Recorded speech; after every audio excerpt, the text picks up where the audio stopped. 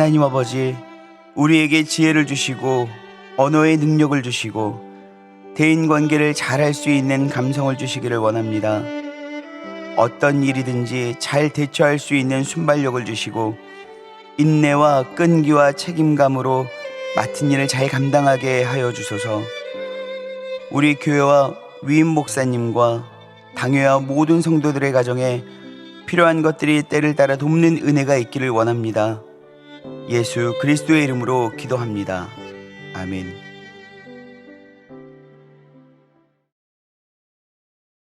찬송가 373장 찬송하시겠습니다.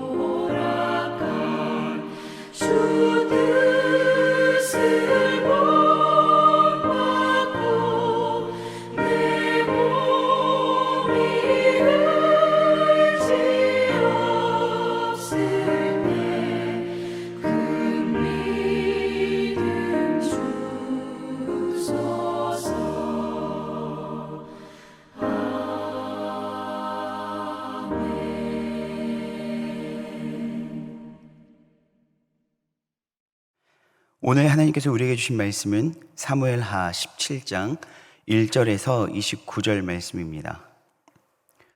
사무엘하 17장.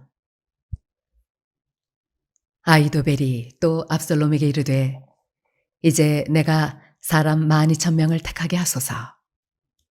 오늘 밤에 내가 일어나서 다윗의 뒤를 추적하여 그가 곤하고 힘이 빠졌을 때 기습하여 그를 무섭게 하면 그와 함께 있는 모든 백성이 도망하리니 내가 다윗 왕만 쳐 죽이고 모든 백성이 당신께 돌아오게 하리니 모든 사람이 돌아오기는 왕이 찾는 이 사람에게 달렸음이라. 그리하면 모든 백성이 평안하리이다 하니 압살롬과 이스라엘 장로들이 다 그 말을 옳게 여기더라. 압살롬이 이르되 아렉 사람 후세도 부르라. 우리가 이제 그의 말도 듣자 하니라. 후세가 압살롬에게 이르매 압살롬이 그에게 말하여 이르되 아히도벨이 이러이러하게 말하니 우리가 그 말대로 행하랴. 그렇지 아니하거든 너는 말하라 하니 후세가 압살롬에게 이르되 이번에는 아히도벨이 베푼 계략이 좋지 아니하니이다 하고 또 후세가 말하되 왕도 하시거니와 왕의 아버지와 그의 수종자들은 용사라. 그들은 들에 있는 곰이 새끼를 빼앗긴 것 같이 격분하였고 왕의 부친은 전쟁에 익숙한 사람인즉 백성과 함께 자지 아니하고 지금 그가 어느 굴에나 어느 곳에 숨어 있으리니 혹 무리 중에 몇이 먼저 엎드러지면 그 소문을 듣는 자가 말하기를 압살롬을 따르는 자 가운데에서 패함을 당하였다 할지라. 비록 그가 사자 같은 마음을 가진 용사의 아들일지라도 낙심하리니 이는 이스라엘 무리가 왕의 아버지는 영웅이요 그의 추종자들도 용사인 줄 알미니이다. 나는 이렇게 계략을 세웠나이다. 온 이스라엘을 단부터 브엘스바까지 바닷가에 많은 모래같이 당신께로 모으고 친히 전장에 나가시고 우리가 그 만날 만한 곳에서 그를 기습하기를 이슬이 땅에 내림같이 우리가 그의 위에 덮여 그와 그 함께 있는 모든 사람을 하나도 남겨두지 아니할 것이요. 또 만일 그가 어느 성에 들었으면 온 이스라엘이 밧줄을 가져다가 그 성을 강으로 끌어들여서 그곳에 작은 돌 하나도 보이지 아니하게 할 것이니이다 하매 압살롬과 온 이스라엘 사람들이 이르되 아렉 사람 후세의 계략은 아히도벨의 계략보다 낫다 하니 이는 여호와께서 압살롬에게 화를 내리려 하사 아히도벨의 좋은 계략을 물리치라고 명령하셨음이더라.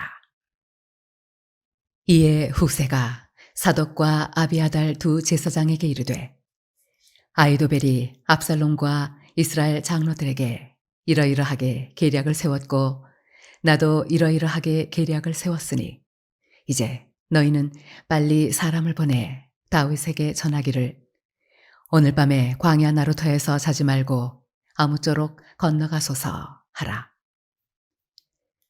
혹시 왕과 그를 따르는 모든 백성이 몰사할까 하노라 하니라. 그때 요나단과 아히마아스가 사람이 볼까 두려워하여 감히 성에 들어가지 못하고 에느로겔가에 머물고 어떤 여종은 그들에게 나와서 말하고 그들은 가서 다윗 왕에게 알리더니 한 청년이 그들을 보고 압살롬에게 알린지라.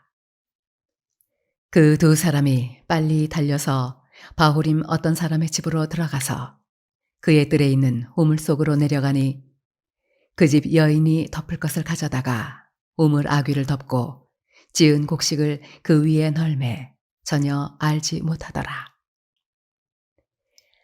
압살롬의 종들이 그 집에 와서 여인에게 묻되 아히마스와 요나단이 어디 있느냐 하니 여인이 그들에게 이르되 그들이 시내를 건너가더라 하니 그들이 찾아도 만나지 못하고 예루살렘으로 돌아가니라. 그들이 간 후에 두 사람이 우물에서 올라와서 다윗 왕에게 가서 다윗 왕에게 말하여 이르되 당신들은 일어나 빨리 물을 건너가소서.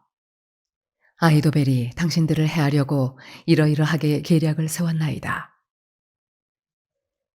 다윗이 일어나 모든 백성과 함께 요단을 건널세 새벽까지 한 사람도 요단을 건너지 못한 자가 없었더라.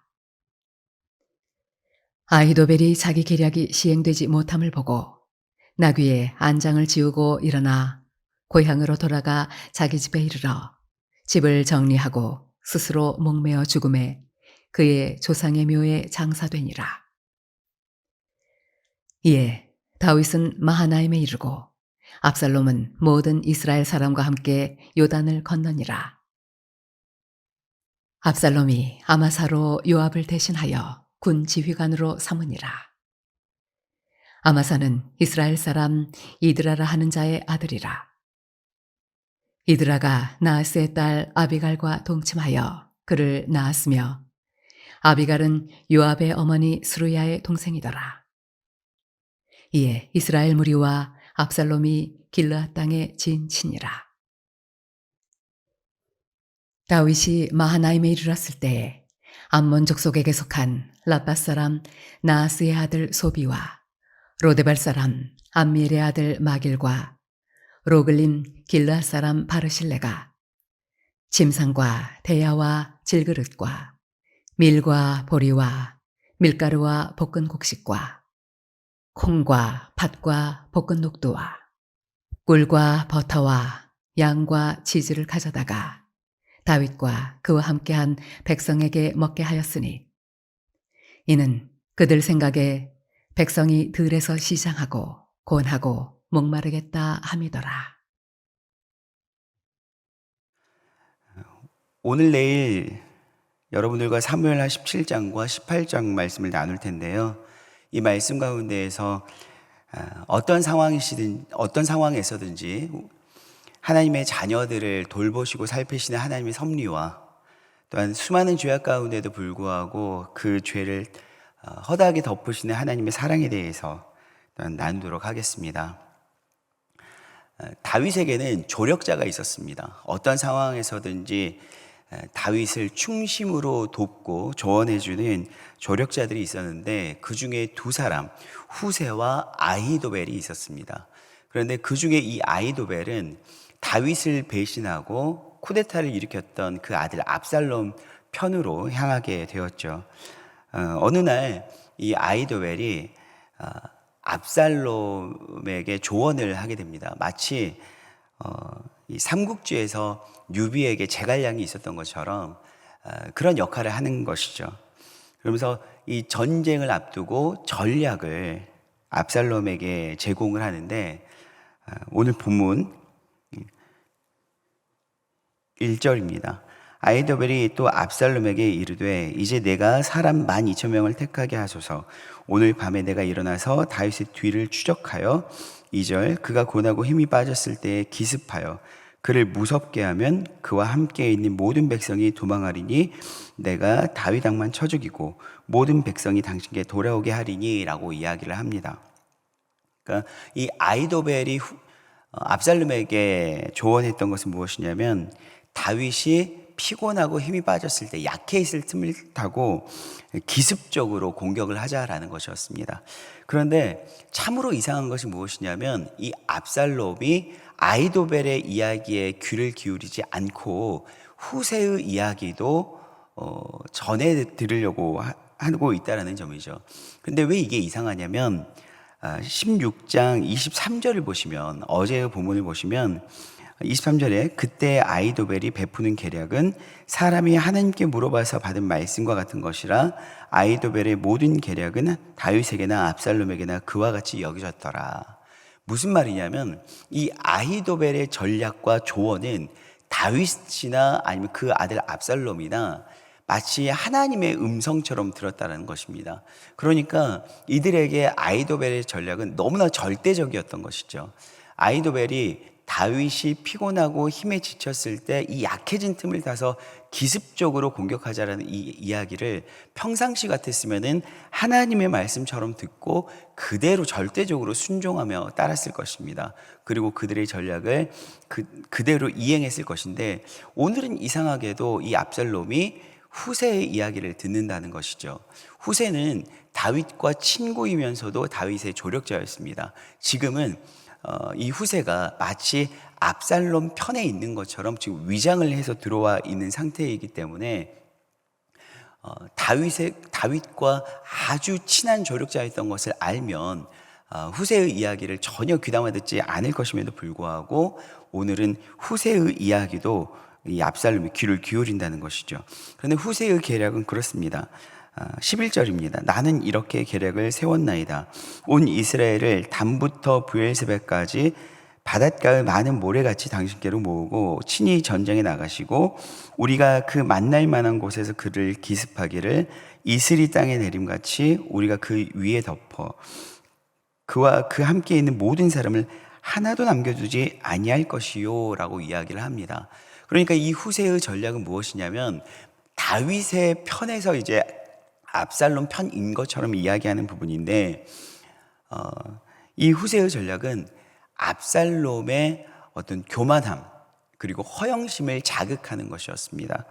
바닷가의 모래처럼 수많은 사람들을 모이게 해서 압도적으로 이 인해 전술로 공격하자라고 이야기를 하는 것이죠. 그런데 여느 때 같으면 아히도벨의 이야기를 절대적으로 따랐을 이 압살롬이 후세의 이야기에 귀를 기울이고 후세의 이야기를 선택한다라는 것입니다. 하나님께서 이렇게 다윗을 도우시고 다윗을 돌보십니다. 물론 다윗은 사무엘하에서 11장 이후에 그가 밧세바를 범한 이후에 그는 계속적으로 영적인 내리막길 가운데 있었고 왕으로도 아버지로도 그는 연약한 모습을 보였습니다. 그러나 우리의 연약함과 상관없이 하나님의 다윗을 향한 절대적인 택하심과 다윗을 통해서 역사하시겠다는 하나님의 약속은 흔들림이 없이 이루어 가신다는 것이죠. 뿐만 아니라 다윗은 아들의 쿠데타로 인해서 도망 중에 있었음에도 불구하고 이 다윗을 돌보는 사람들이 생깁니다. 그게 누구냐면 바로 이방 족속들이라는 거죠. 때로는 다윗 때문에 전쟁 가운데서 피해를 입었을 것이고 다윗 때문에 막대한 손해를 보았을 수도 있는 이 이방 사람들, 곧 27절에 보면요, 다윗이 마하나임에 이르렀을 때에 암몬 족속에게 속한 라빠 사람 나하스의 아들 소비와 로데발 사람 암미엘의 아들 마길과 로글림 길라 사람 바르실레가 침상과 대야와 질그릇과 밀과 보리와 밀거래 볶은 곡식과 콩과 팥과 볶은 녹두와 꿀과 버터와 양과 치즈를 가져다가 다윗과 그와 함께한 백성에게 먹게 하였으니 이는 그들 생각에 백성이 들에서 시장하고 고나고 목마르겠다 함이더라 라고 이야기를 합니다. 암몬 족속이 다윗과 함께한 군사들을 먹이고 입히는 부분이 나옵니다.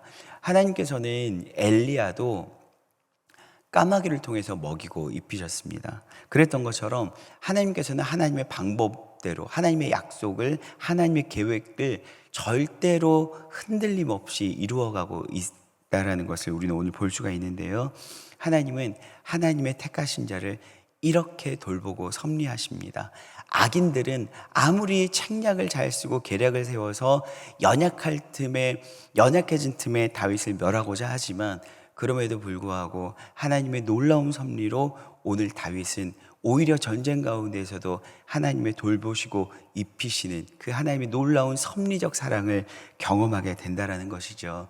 사랑하는 여러분, 우리가 살아갈 때 우리는 우리의 연약함으로 인하여 많이 힘들고 어려워질 때가 있습니다. 때로는 상황이 나를 도와주지 않는다라는 생각이 들고 사람과의 관계도 다 온전히 끊어져서 철저히 나 혼자만 남았다고 생각할 때가 있죠. 힘들고 어려워서 지치고 모든 것들을 포기하고 싶을 때 우리가 붙잡고 바라봐야 될 분은 하나님이신 줄로 믿습니다. 하나님은 하나님의 말씀과 같이 여겨졌던 아이도벨의 계략도 멀리하고 오히려 후세의 계략에 귀를 기울이게 하셨던 그 하나님이시고, 또한 암몬 족속의 돌봄과 섬김을 받고 먹이고 입히시는, 그렇게 돌보시는 하나님이십니다. 우리가 하나님의 자녀라면 그 하나님의 택하신 사랑을 믿길 원합니다. 그리고 담대하길 원합니다. 세상 어디에 있든지 불도 물도 여러분들을 해하지 못할 것을 믿고 따름으로 세상 어디에서든 하나님을 바라보면서 승리하시길 바랍니다. 기도하시겠습니다. 사랑하는 하나님, 참으로 감사합니다. 연약한 우리의 인생 가운데 찾아오셔서 하나님의 계획대로 돌보시고 또한 우리를 입히심을 감사합니다. 하나님, 환경이 우리를 힘들게 할 때 포기하거나 낙담하거나 절망하지 아니하고 우리를 돌보시고 입히시는 하나님의 놀라운 섭리를 바라보며 승리할 수 있도록 도와주시옵소서. 예수 그리스도의 이름으로 기도합니다. 아멘.